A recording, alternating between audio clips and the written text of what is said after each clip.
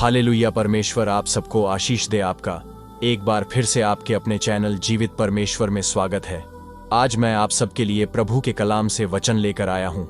आइए देखते हैं कि परमेश्वर इस वचन के द्वारा हमसे क्या कहना चाहते हैं। आज का वचन है नीति वचन 29 अध्याय का 25वां वचन। यह वचन कहता है कि मनुष्य का भय खाना फंदा हो जाता है, परंतु जो यहोवा पर भरोसा रखता है वह ऊंचे स्थान पर चढ़ाया जाता है। देखिए, पहले हमें प्रभु यीशु पर भरोसा या विश्वास को समझना जरूरी है, क्योंकि प्रभु के वचन की गहराई को समझने के लिए भरोसे को समझना बहुत जरूरी है। यहाँ का अर्थ यह है कि हमें अपने कर्मों में निष्ठा बनाए रखना चाहिए और सत्य, ईमानदारी और दया के माध्यम से जीवन जीना चाहिए।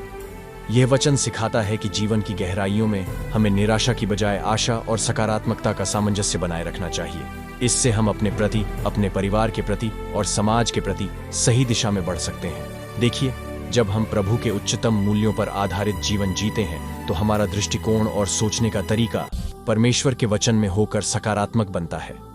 इससे हम जीवन की चुनौतियों का सामना करने में सहायक होते हैं और हमें अपने लक्ष्यों की प्राप्ति में सफलता मिलती है।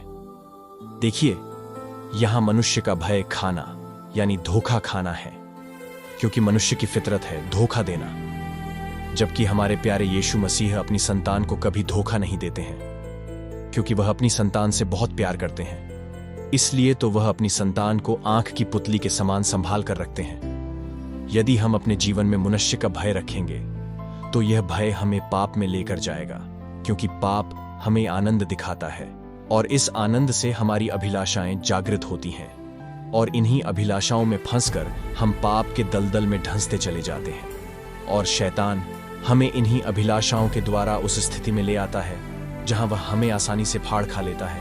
इसलिए शैतान की युक्तियों से अनजान न रहो, हमेशा आत्मा में जागृत रहो, क्योंकि न्याय कोई मनुष्य नहीं करेगा, न्याय हमारे प्रभु यीशु मसीह ही करेंगे। इसलिए हर मसीह के जीवन में भय प्रभु का ही होना चाहिए, क्योंकि नीति वचन 9-10 वचन कहता है, यहोवा का भय मानना बुद्धि का आरंभ है और परम पवित्र परमेश्वर को जानना ही समझ है।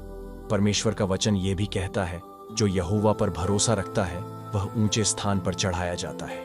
देखिए, जब हम परमेश्वर पर भरोसा रखते हैं तो यह भरोसा हमें पाप से बचाता है, क्योंकि हम परमेश्वर के आज्ञा पालन में चल रहे हैं और यही आज्ञा पालन, यही भरोसा हमारे लिए उन्नति के रास्ते खोलता है। क्योंकि जब हम परमेश्वर का भय रखते हुए अपने आत्मिक जीवन में चलते हैं तो हमारा और परमेश्वर का संबंध स्थापित होता है और यही संबंध हमें ऊंचे स्थानों पर लेकर जाता है।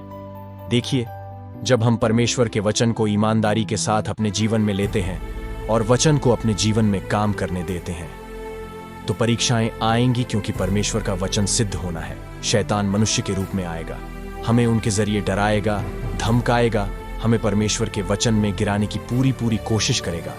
लेकिन हमें डरना नहीं है, घबराना नहीं है, रुकना नहीं है, थकना नहीं है। परमेश्वर के वचन में हियाव के साथ खड़े रहना है, क्योंकि हमें पता होना चाहिए कि परमेश्वर का वचन काम करता है, वह हाँ और अमीन के साथ पूरा होता है और शैतान परमेश्वर के वचन के आगे टिक नहीं सकता है और उसे भागना ही पड़ेगा। देखिए, शैतान ने परमेश्वर को भी भरमाने का प्रयास किया था, लेकिन हमारे प्रभु भी वचन को थामे रहे और वचन से ही शैतान पर वार किया और वह टिक नहीं सका। इसलिए परमेश्वर के वचन में बने रहो, उसको थामे रहो, यही वचन आपको शैतान पर विजय दिलाएगा। हालेलुया। परमेश्वर आपका आशीष से बरकत दे। आइए अब प्रभु की महिमा के लिए इस वचन के लिए प्रार्थना करते हैं।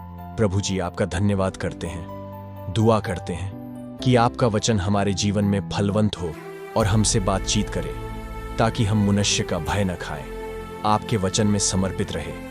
इस दुआ को हम प्रभु के जीवित और पवित्र नाम से मांगते हैं। दया के साथ सुने और ग्रहण करें।